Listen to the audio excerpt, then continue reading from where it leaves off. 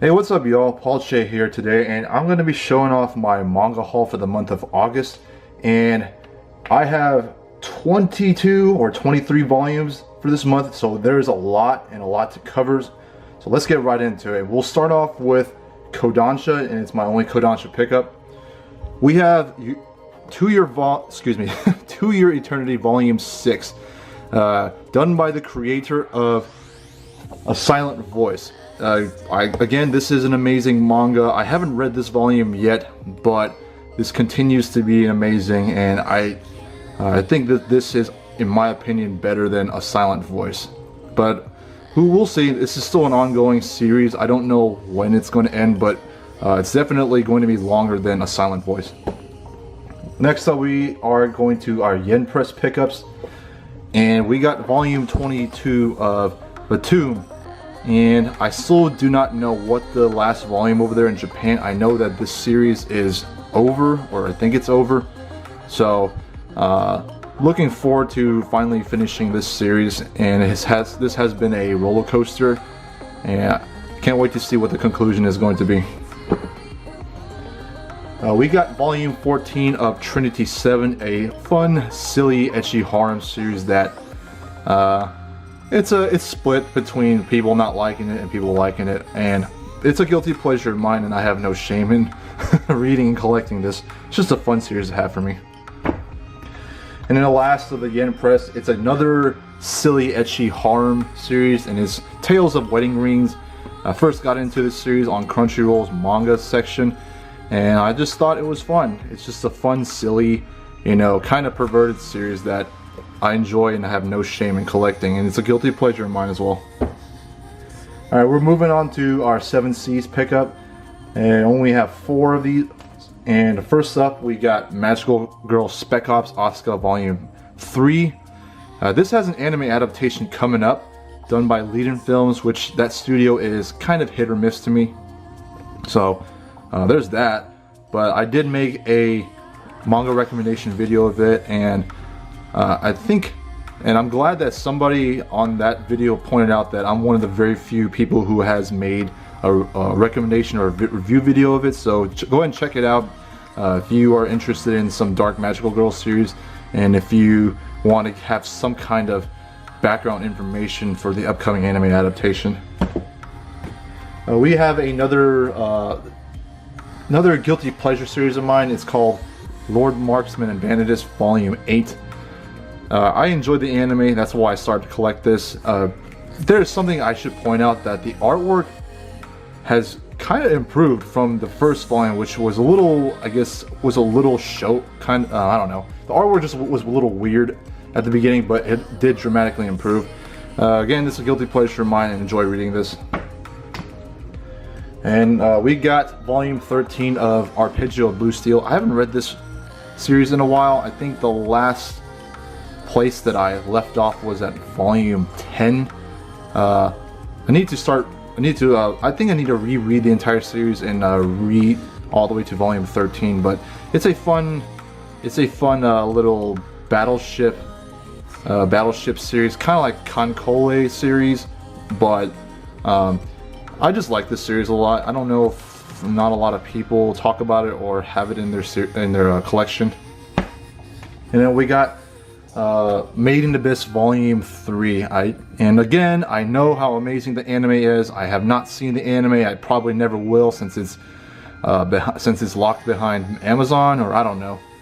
But the manga is amazing, and I think that's good enough for me. I think I'll stick with the manga, and the artwork is amazing. The story is actually starting to get darker, like a lot of people are saying. So looking forward to where this goes. We are moving on to our Viz Media section, and first up, we've got Black Torch Volume 1. It's a new series that Viz Media picked up, and I think this is a pretty good, successful series that is currently being published over there in Japan on Shueisha's weekly or monthly Shonen Jump. And I heard a lot of good things about this. I haven't read this volume yet, but I just know that a lot of people have given this some really good unbiased criticism and praise for this series, so I'm looking forward to it. Up next, we got Demon Slayer Volume 2, or Kimetsu no Yaiba. Again, this started out as something that I was a little concerned about because of the initial Emoto rom-com vibe that I got from it, but it's not like that actually. It's actually a pretty serious story and very action-packed anime adaptation coming up, done by Studio Ufotable or Ufotable. I'm just looking forward to that. The only minor gripe I have with this is that the artwork is really kind of mediocre, a little awkward to look at. But from what I've been told, I heard that the artwork has drastically improved in the later volumes. So if that's not right, then please feel free to correct me. Well, up next we have something that I've been looking forward to, and this is Dr. Stone Volume 1. First of all, I'm not a fan of this, the way that this first volume looks like here. I don't know what it looks like in Japan, but this little Dr. Stone print right here at the front is kind of jarring. I wish that it was a little bit more different, a little bit cooler, but that's okay. But this is a series that I have been looking for a very long time. It's a very great new Shonen Jump series that is actually very popular in Japan. It's actually one of the top 10 running series in the Shueisha Shonen Jump, and it is illustrated by Boichi, who illustrated Sun Ken Rock, and that is an amazing manga series that you should definitely check out. And it's written by Dichiro Inagaki, who is the story writer of, I think, Aishio 21, or yeah, I think it was Aishio 21. But two great individuals teaming up together to make this amazing series. So I'm really happy that Viz Media is publishing this. Volume 14 of My Hero Academia. Really no need for me to explain. This is just an amazing shonen series. Kind of slow down a little bit, but it's still great. Mobile Suit Gundam Volume 8. The last time I picked up a Mobile Suit Gundam Thunderbolt volume was a couple months ago, and it's been a while. But this is a very great Mobile Suit Gundam series, or Mobile Suit Gundam manga to read. The artwork is amazing, and this is absolutely a lot more serious, a lot more darker than the other Mobile Suit Gundam series. Volume 25 of Food Wars. Unfortunately, I have been kind of spoiled of the conclusion to the ongoing arc, but I still enjoy Food Wars. It is worth mentioning, and to be honest, that I do not enjoy Food Wars as much as I did when I first got into it. In fact, my issue with this series is that you know what, actually I shouldn't say it, it's going to be a massive spoiler, but you guys, if you guys know what I'm talking about, then yeah, you probably might feel the same way as I do with Food Wars right now, but still, I still want to collect this. It's still a fun series. Volume 4 of Kaguya-sama Love is War. I haven't read this volume yet, but this is a new series put out by Viz Media, and it's a great series. I think I may do a manga recommendation video for this, but great stuff. The Promised Neverland Volume 5 continues to be a really great series, and this is getting an anime adaptation done by Cloverworks, which is a new studio that is kind of a branch off from A1 Pictures, and they're not exactly they're not exactly my ideal studio that I go to. Unfortunately, this has been picked up by Amazon, so unfortunately I probably will never be able to watch it, but I haven't read this volume yet, so I'm looking forward to reading this. We have Platinum Men Volume 6. Now, I'm going to be honest, I am not a fan of the story. The story is a mess, but the reason why I still continue to get this is because the artwork is so goddamn phenomenal. I don't understand how the artwork is just so amazing, yet the story is so terrible. It's so bizarre that I would continue to get this. Usually story is something more important than artwork, and generally I would drop something when the story is bad, despite the artwork being good, but the artwork is just too damn good, and I don't know. We'll see where it goes from there. And the last of Viz Media, we have Yona of the Dawn, which is a amazing shoujo series, probably the only shoujo that I have, and really wish that there's another anime adaptation, because their first anime adaptation was actually pretty good, and it's probably one of Studio Pierrot's best anime adaptation that they've done, despite how crappy they are. But anyway, very fun shoujo series. Glad to continue to pick it up. And then finally, we have our Dark Horse series, our very favorite. I don't know, Dark Horse. I love to give them shit, but they do put out some pretty good stuff. I mean, despite their terrible release schedules.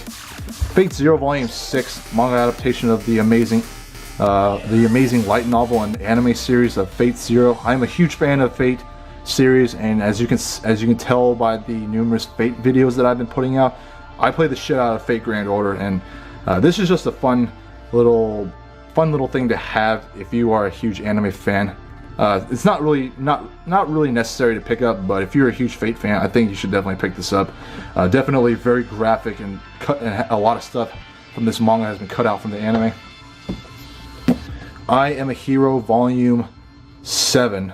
I think we're getting pretty close to the end, or here in North America.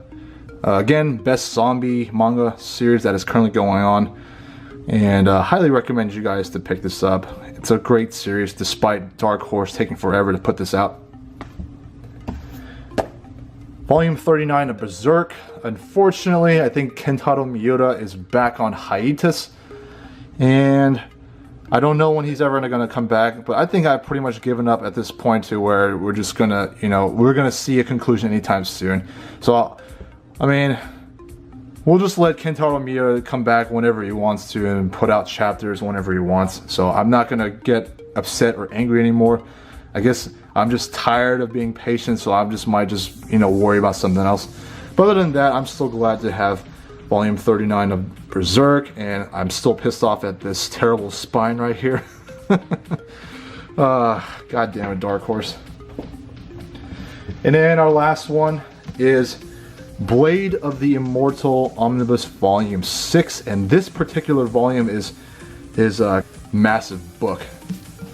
But other than that, still a great old school series to collect, and I'm glad that at least Dark Horse is putting it out. That's all I got for today. Be sure to look forward to the next Manga Haul video, and if you're new to the channel, I guess subscribe, hit the like button, whatever. I mean, I'm not making this a career of mine. This is just a hobby, and having you guys follow or subscribe and just watching this video does make me very happy. It means a lot to me. So that's all I have for today. I hope you guys have a wonderful day. I'll take care, and I'll see y'all next time. Bye.